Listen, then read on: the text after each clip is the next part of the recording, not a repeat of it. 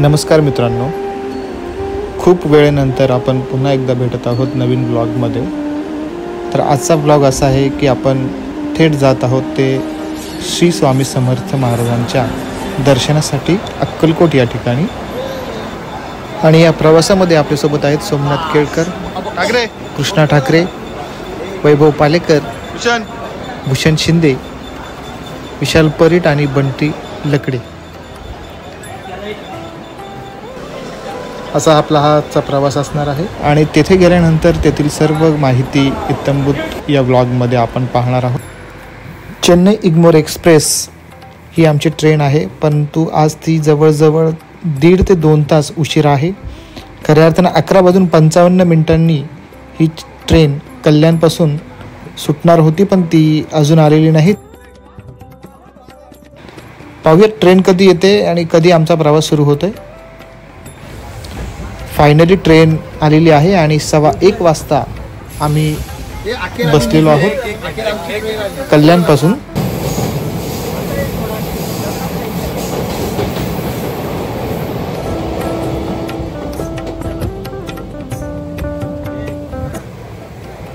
थेट सकाळी आपण भेटूयात।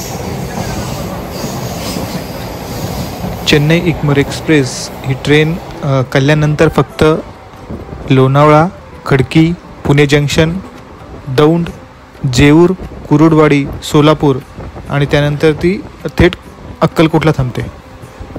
खास करून स्वामींच्या दर्शनासाठी आम्ही जात आहोत। सर्वजण उत्साही आहेत।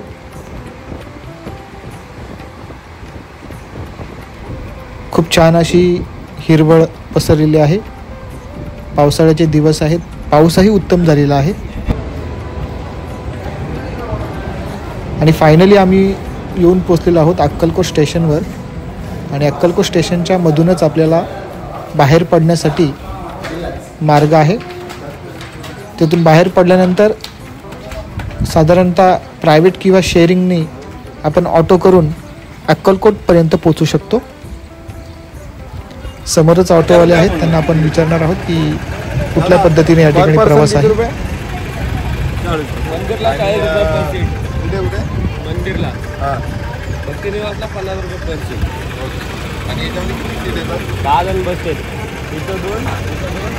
फायनली आम्हाला 320 रुपयाला ऑटो मिळाले आहे। स्टेशन टू अक्कलकोट असा आमचा प्रवास सुरू झाला आहे।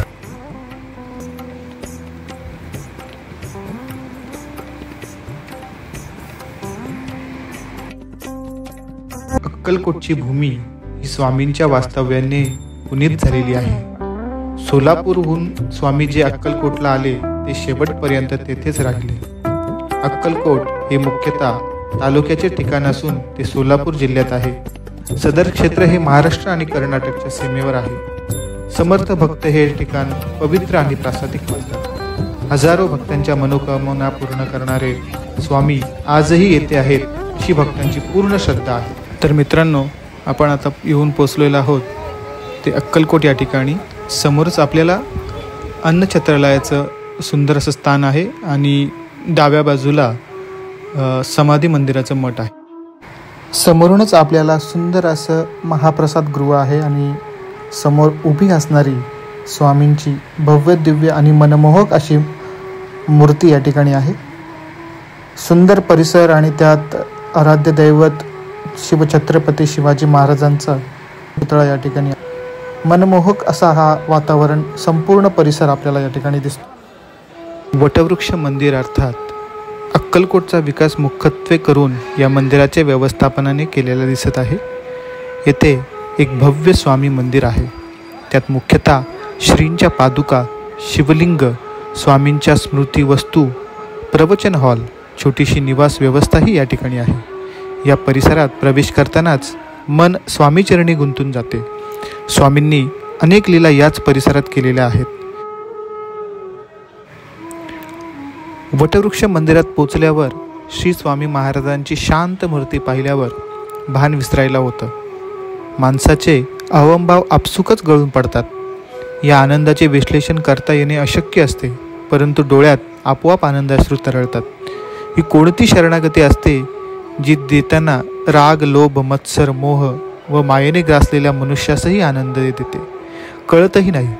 असे वाटते की जगात हे एकमेव चरणद्रवश आहे जेथे डोके टेकवून आपले सुख पाप दुःख सारे मनोरथ सांगून टाकावे, बालहट्ट धरावा, रुसवे फुगवे लाड करून घ्यावे. स्वामी महाराजांकडे अशी कोणती जादू आहे ज्यामुळे शहरातून आलेली तरुणाईसुद्धा तासनतास पारायणाला बसतात. रांगेत गोंगाट करणारी बच्चे कंपनीही गाभाऱ्यात पोचल्यावर शांत होतात. खरंच स्वामी महाराजांनी अक्कलकोटला प्रकट होऊन आपल्या सर्वांचे आयुष्य उजळून टाकले आहे. वटवृक्ष मंदिरापासून 1 किलोमीटरवर अंतरावर असणारे चोळप्पा यांचे निवासस्थान अर्थात समाधी मठ यानंतर आपण या ठिकाणी पोहोचलेलो आहोत. चोळप्पांचे निवासस्थान व नंतरचे समाधी मंदिर हे खूप जुने आहे.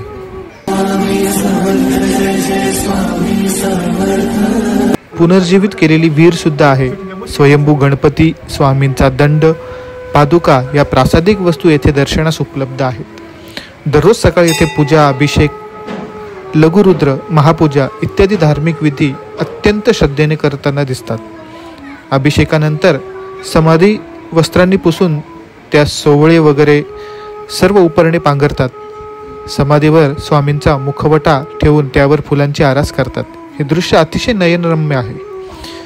हीच ती विहीर जी स्वामींनी पुनर्जीवित केलेली होती. हा जुना चोळप्पांचा वाडा आहे. खूप गर्दी असल्यामुळे अन्नछत्रालयामधील प्रसादाची व्हिडिओ आम्ही काढू शकलो नाहीत, परंतु अन्नछत्रालयाच्या मागेच परिसर खूप देखणा केलेला आहे. त्याच बाजूला पार्किंगची व्यवस्था सुद्धा आहे. त्याचप्रमाणे 20 रुपये शुल्कामध्ये आपणास छत्रपती शिवाजी महाराजांच्या संपूर्ण जीवनपटाचा धातुरूपी चित्रकला या ठिकाणी पाहायला मिळते. तर नक्की ही अनुभूती घ्या. या ठिकाणी खरोखरच राहण्याची फार सुंदर उत्तम व्यवस्था आहे. जवळजवळ 3 ठिकाणी या ठिकाणी यात्री निवास, भक्त निवास आहेत. तुम्ही खरोखरच अवश्य एकदा या अक्कलकोटला स्वामी दर्शनासाठी भेट द्या.